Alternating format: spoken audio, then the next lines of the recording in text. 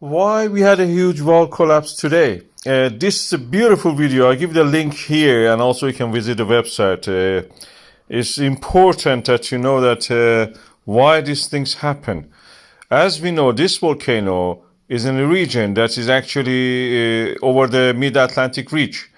The volcanism in this area is very silica poor. Silica is a kind of polymer.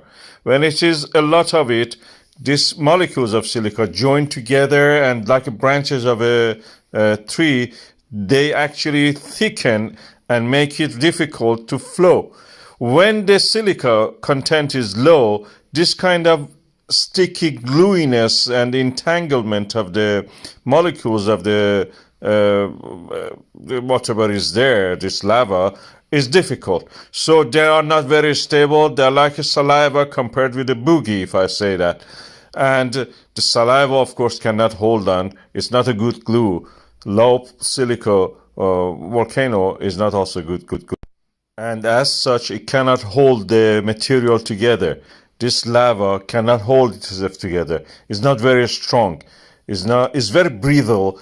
It's very unstable. It collapses with every chance it has. Under gravity of the earth, it collapses.